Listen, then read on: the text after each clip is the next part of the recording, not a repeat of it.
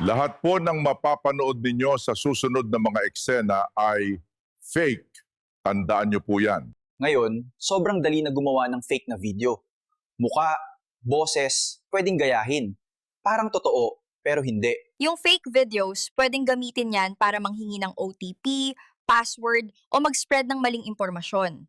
Gaya nito. Bro, legit to. High return in just 3 months. Wala kang gagawin. Oo, boss. Bayad ka. Minimum lang 50,000. May 100,000 ka na bukas. Oops, fake lahat to. Pati kami FAK. Nanalo ako. Pero kailangan daw ng 1,000 pesos. Tsaka OTP. Anong OTP? Inday, na-aksidente si sir, nasa ospital. Karon dayon og padala og kwarta. Unsa? Ay, fake pala ako. Pati itong buong eksena. Good morning po.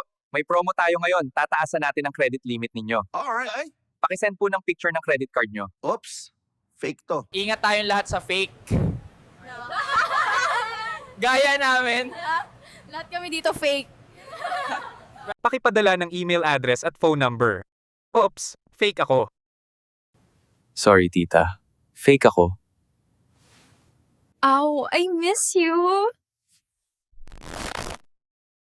Sorry. Fake kami. Gagawa ko ng batas na lahat ng senior high school students kailangan mag-necktie. Bakit po necktie, sir? Sa ikauunlad ng bayan, neckties ang kailangan. Ay, fake pala ako. Pati itong press con. Fake news and fake videos will become an even bigger problem. Pati lahat ito fake. Ang nakakagulat, sobrang dali na gumawa ng video gamit ang AI. Sobrang galing na nito at gagaling pa.